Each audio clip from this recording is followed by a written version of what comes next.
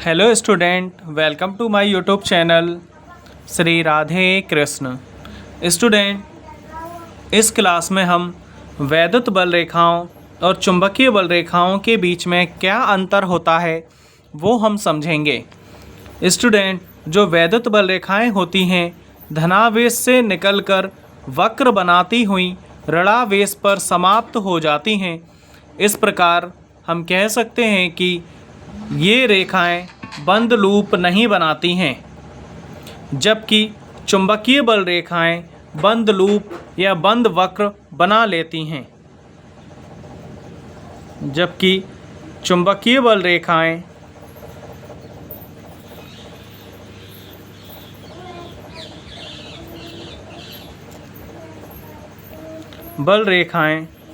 बंद लूप या वक्र बना लेती हैं और सभी ज़्यादातर प्रॉपर्टी लगभग इन दोनों बल रेखाओं की समान होती हैं। स्टूडेंट, अब हम नेक्स्ट जैसे अगर डायग्राम के फॉर्म में देखें तो प्लस का आवेश ये है, माइनस का आवेश ये है, ये वक्र रूप में इस पे जाके मिलती हैं इस फॉर्म से।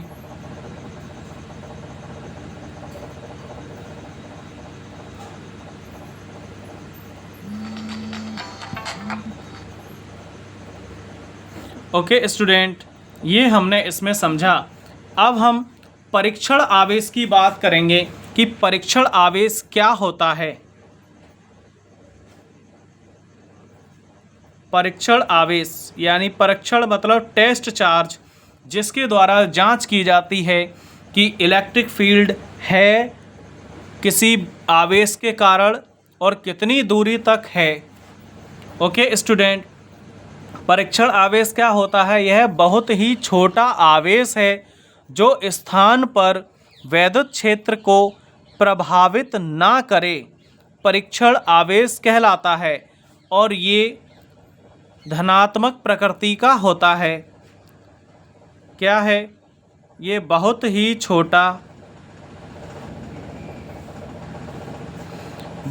छोटा आवेश है।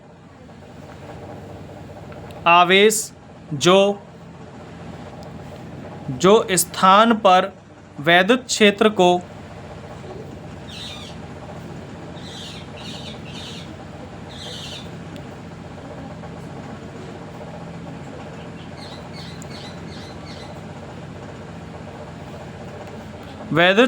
प्रभावित ना करे,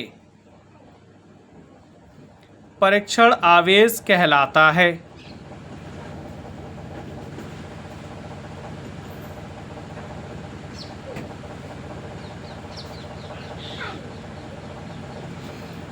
यह धनात्मक प्रकृति का होता है।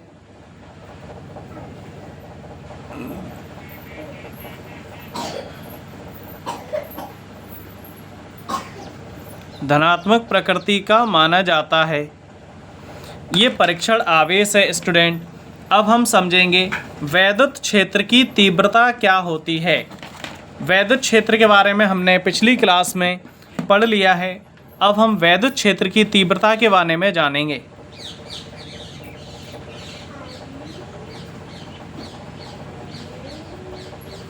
वैद्युत क्षेत्र की तीव्रता। वैद्युत क्षेत्र की तीव्रता क्या होती है? वैद्युत क्षेत्र में एकांक परीक्षण आवेश पर लगने वाले वैद्युत बल को वैद्युत क्षेत्र की तीव्रता कहते हैं। यानी वैद्युत क्षेत्र में ये हमारे पास मान लो आवेश है, इसके इस एरिया तक, कुछ एरिया तक वैद्युत क्षेत्र है यहाँ तक, और इसमें परीक्षण आवेश हमने ये लिया हुआ है।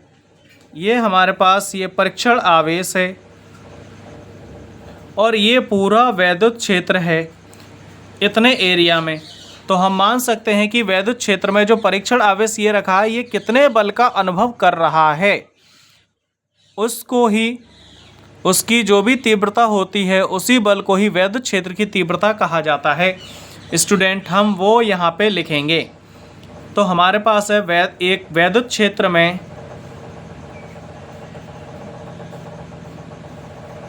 वैद्युत क्षेत्र में एकांक परीक्षण आवेश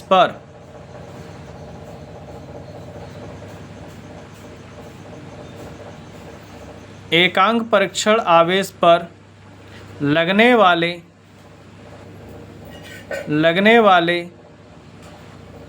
वैद्युत बल को ही वैद्युत क्षेत्र की तीव्रता कहते हैं। वैद्युत क्षेत्र की तीव्रता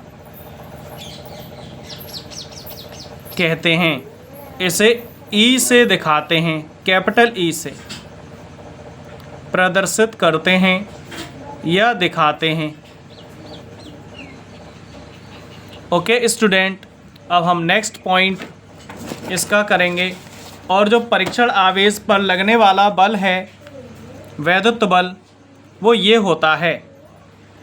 इस पर जो भी बल लगेगा वो होता है F = Q0 × E। ये वैद्युत बल है। हम यहाँ पे लिखेंगे उसकी वैल्यू। यदि Q0 परीक्षण आवेश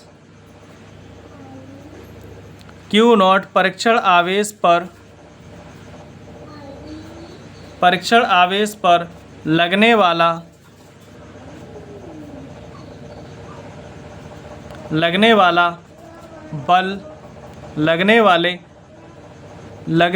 बल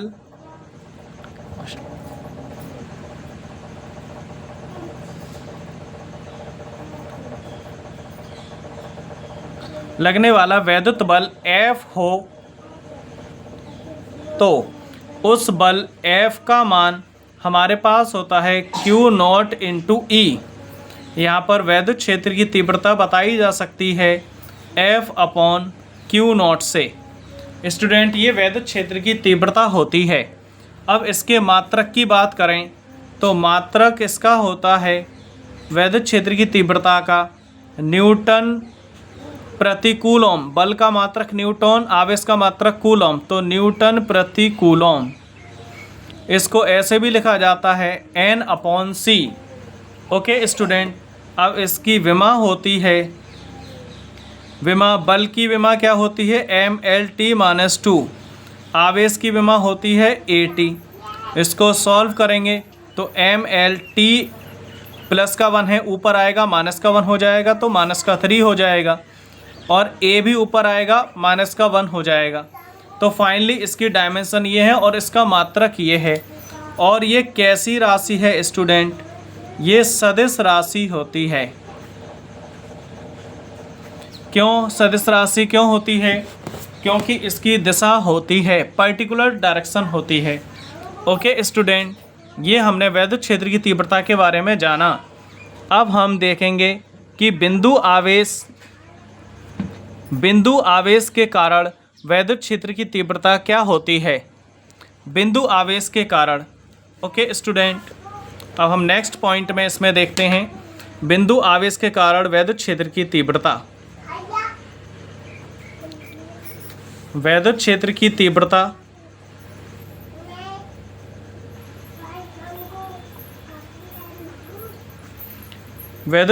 तीव्रता बिंदु आवेश के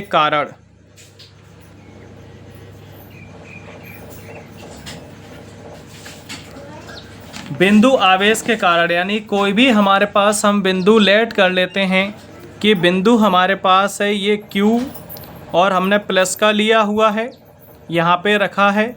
और अगर वैद्युत क्षेत्र की तीव्रता बतानी है तो इसके लिए परीक्षण आवेश लेना पड़ेगा और इसको हम R दूरी पर लेंगे। ये हमारे पास परीक्षण आवेश है, यानी टेस्ट चार्ज, जांच करने के लिए। अब ये किस बल का अनुभव करता है? वैद्युत बल का अनुभव करता है F का, ठीक है। और इसे हमने कुछ बिंदु P पर लिया है, मान लेते हैं। अब हम इसके अनुसार देखेंगे कि मानेंगे कोई बिंदु आवेश है जो प्लस Q है, माना कोई बिंदु आवेश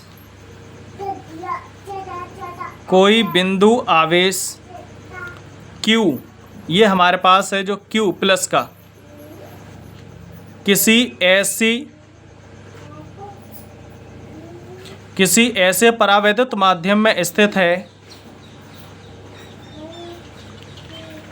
परावैद्युत माध्यम में स्थित है जिसका परावैद्युतांक K है,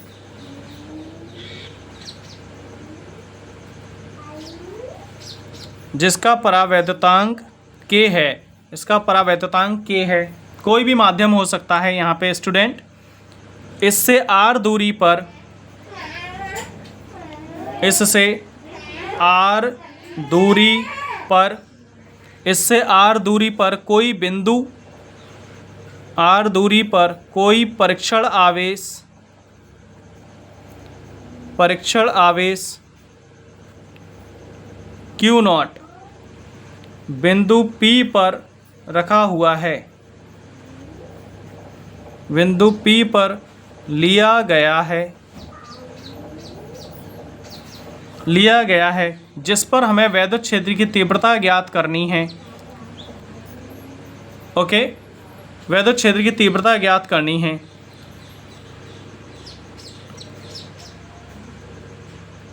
जिस पर हमें वैद्युत क्षेत्र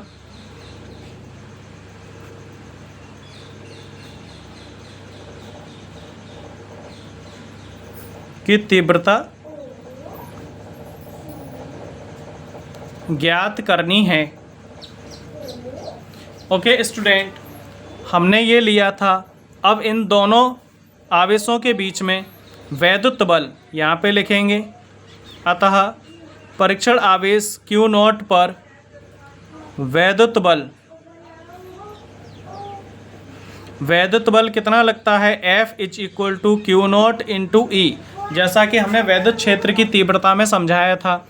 F क्या है? यहाँ पे कूलॉम नियम से वैद्युत बल है। कूलॉम नियम आपको हमने पहले बताया था। कूलॉम नियम से क्या आता है? कूलॉम नियम 1/4πε0 Q1 Q2, पहला आवेश Q1 Q है, Q2 Q नॉट है, अपॉन बीच की दूरी का square = Q not × E। Q not से Q not student cancel out हो जाएगा हमारे पास। Q नॉट से Q नॉट कैंसिल आउट हो जाएगा। अब जो बचेगा हम उसको लिखते हैं। हमारे पास यहाँ पर बचा 1/4πε0 Q/r² = E। स्टूडेंट, यही हमारे पास वैद्युत क्षेत्र की तीव्रता है। इसे ही वैद्युत क्षेत्र की तीव्रता किसी बिंदु के कारण कहा जाता है। E = 1/4πε0 Q/r²। इस 1/4πε0 को K भी बोल देते हैं। तो KQ/r² न्यूटन प्रति कूलॉम ये वैद्युत क्षेत्र की तीव्रता होती है। स्टूडेंट, इसे आप याद रखेंगे। Okay student, and thank you student. अगली क्लास में हम वैद्युत द्विध्रुव और वैद्युत द्विध्रुव आघूर्ण और इसकी अक्षीय स्थिति में एक डेरिवेशन कंप्लीट करेंगे। Okay student, thank you.